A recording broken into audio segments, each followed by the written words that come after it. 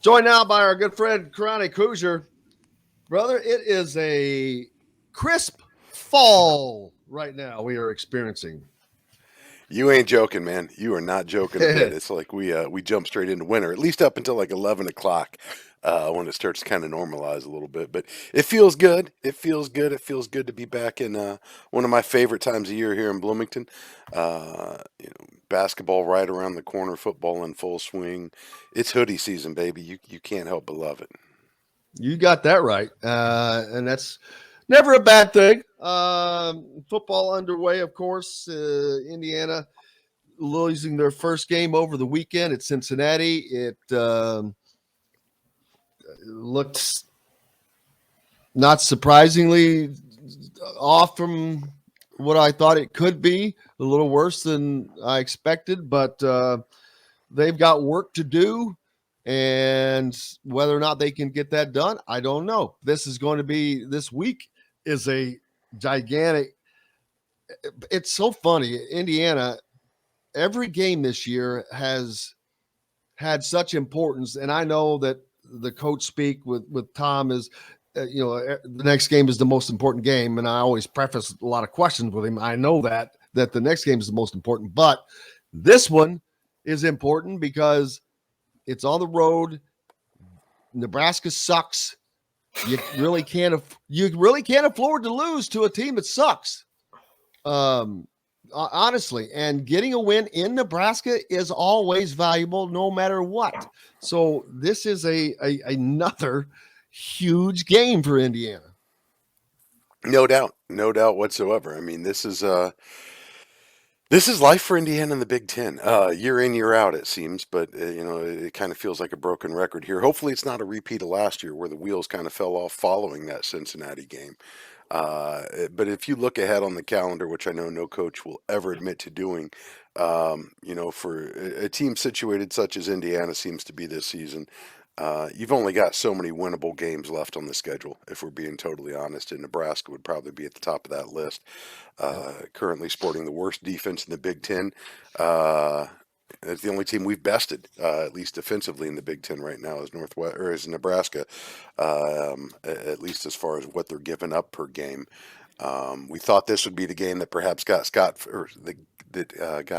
Frost fired, Yeah. but Nebraska decided to preempt that party and just dispense with the extra millions of dollars ahead of schedule. So, it's a team that's on the ropes a little bit.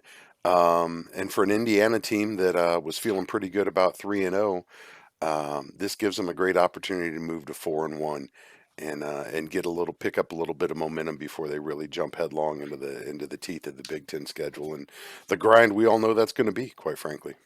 And And 4-1 is not a bad place to be. No matter what, before, during, or after the season, if someone was said, all right, after the first 5 weeks, if I said Indiana's 4-1, where are you? I'm like, they should be happy as hell.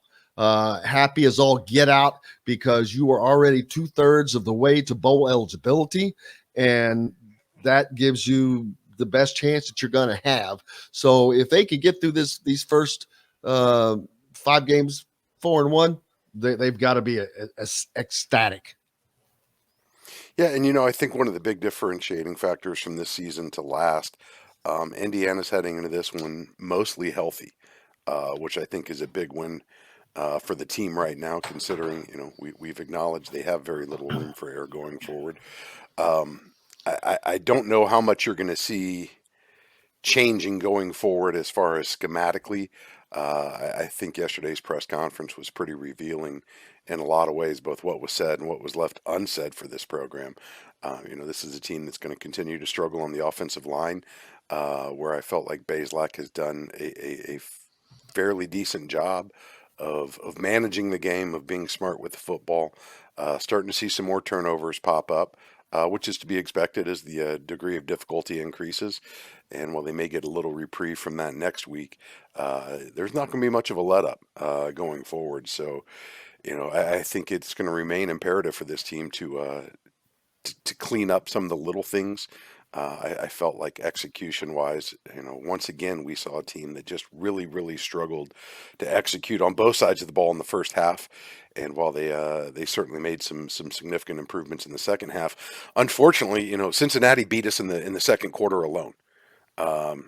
28 points in one quarter. IU wasn't even able to match that in the entire game. So whatever it was that caused those breakdowns we saw, and they were some massive defensive breakdowns in that first half, they've got to find a way to minimize it because going into the season, I'd question what's this offensive line capable of blocking, and how close to the defenses of the past can Tom Allen return this one to? And so far, returns aren't exactly promising on either of those fronts, if we're being totally honest. So one of the things that I think we talked with Don Fisher on Monday, and we talked about how coming out of that Cincinnati game, there wasn't really much to be positive about. And the more I thought about it, I think there's some merit to that. But at the same time, Indiana did not play well for I would say a majority of that game. You gave up 13 tackles for loss, 13 hits on the quarterback, 5 sacks. Didn't play. The offensive line couldn't run the football. You had some of your best defensive players getting beat. Having said all that, Indiana was down 14, I believe, with the football and a chance to make it a one-possession game. I feel like there's at least some encouragement that this team, unlike last year, if they get in a situation, that game is probably 63-7. I don't get that sense from this team. I feel like no matter what the score is, they feel like they're still in it. And as ugly as it looked on Saturday, I think that there is some promise that this team doesn't just roll over and will continue to fight for 60 minutes.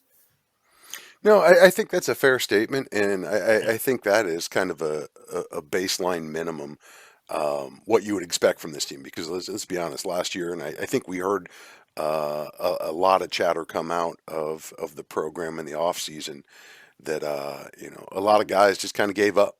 They lost their will to fight as the season drug on and the losses started to pile up.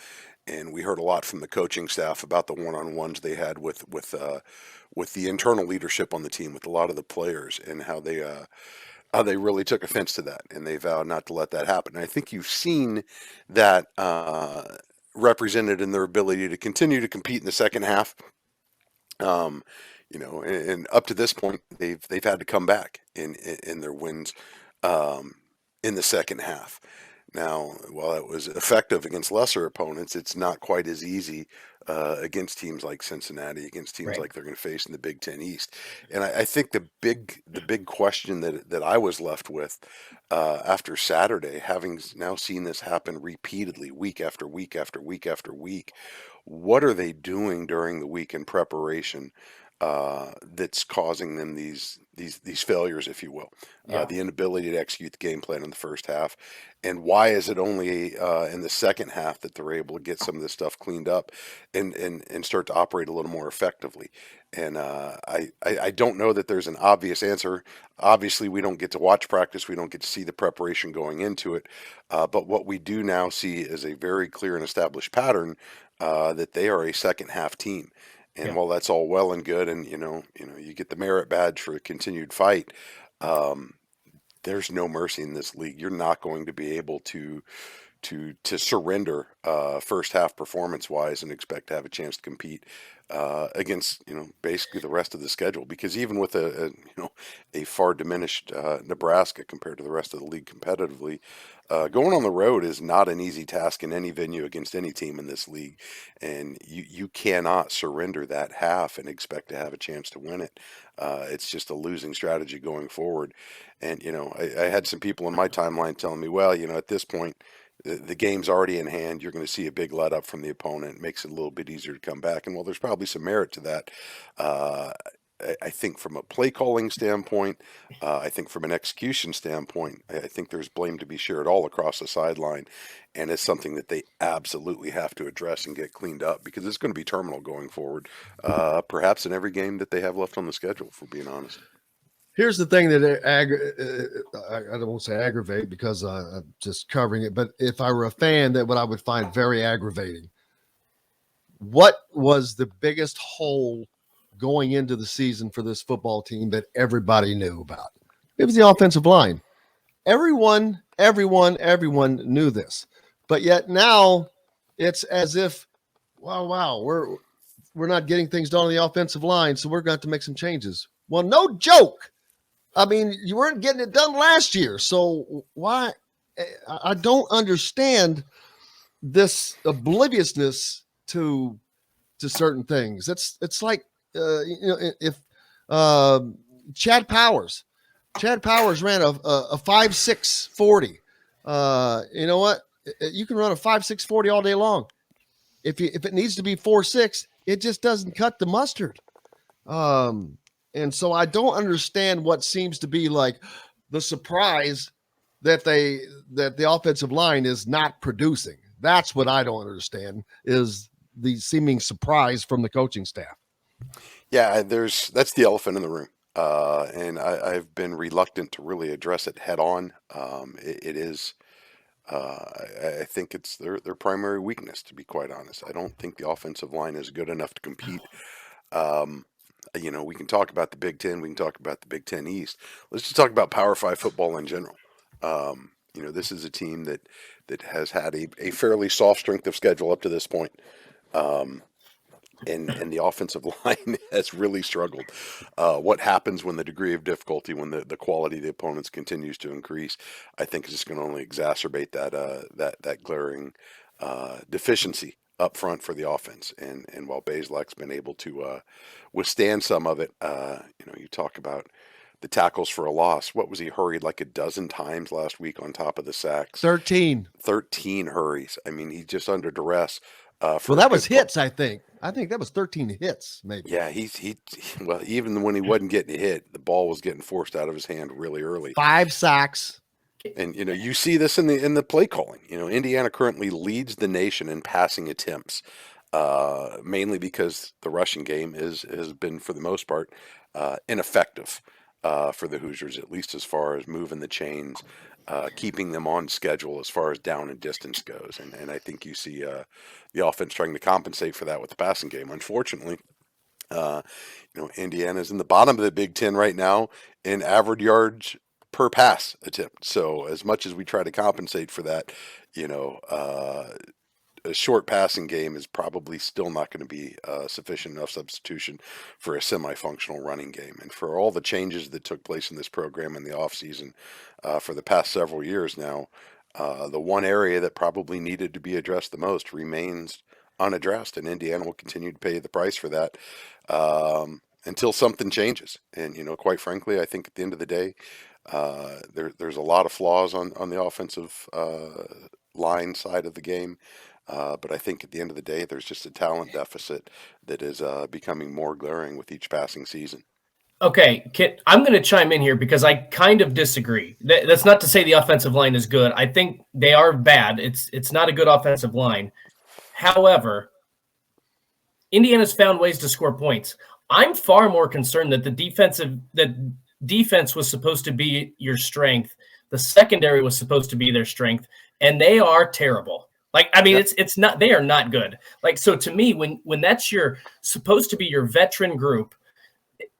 We talked about the second half. Usually second half teams, I understand the adjustments made at halftime, and Indiana's offense is performing much better, but it doesn't mean anything if you're giving up 28 points in the first half. I think Walt Bell and the offense has figured out ways to move the football to score points with a bad offensive line.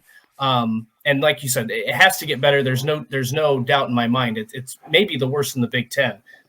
But I'm far more concerned with the fact that your secondary was supposed to be the staple. You were supposed to be a solid defensive team, and not good.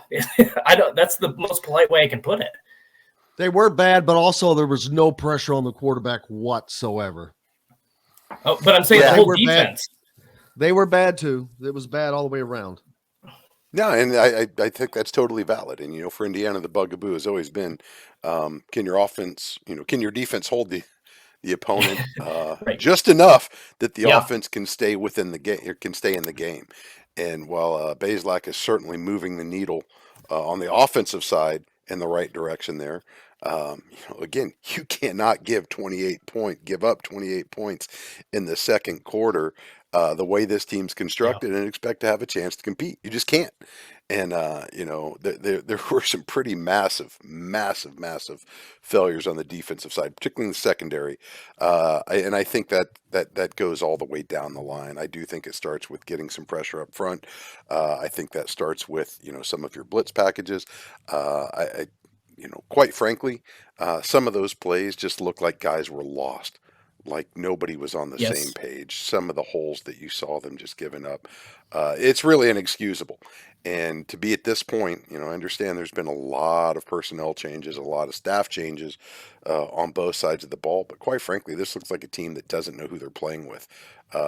Because it was evident throughout the game and has been throughout the season. Honestly, we've seen a lot of these lapses. This hasn't been an isolated incident for the defense. Unfortunate, extraordinarily unfortunate. Um, and I don't know that there's an easy answer, an easy fix, Right. because it's all the way across the board right now. I And just I was just going to go say, ahead. I just go through and I know Indiana's 3-1, but I just go through, and when you look at the offensive line and you tell me they scored 23, 35, 33, 24, I think a lot of people would think Indiana might be 4-0 because of what we thought the defense was going to be, and it's just not there. So again, I'm not saying you guys made great points. I think the offensive line absolutely needs to improve. They need to build depth there in the future. It's not going to happen this year. To me, the defense is far more concerning because when Indiana's needed the offense, primarily in the second half, it's stepped up. The defense has made some plays at times this season, but I'm very concerned because Cincinnati is going to replicate a lot of what they see in the Big Ten this year, and there's a lot of holes, like you mentioned, Chronic. Last year Indiana's defense was 13th in the Big Ten in efficiency. This year, despite the relatively soft schedule, they're currently 14th in defensive efficiency. But on the plus side, the offense is flipped from 14th in offensive efficiency last year. Lo and behold, now the Hoosiers are 13th. So there has been some improvement on that side, but as you mentioned, regression on the defensive side of the ball, and they're basically in the same position they were before.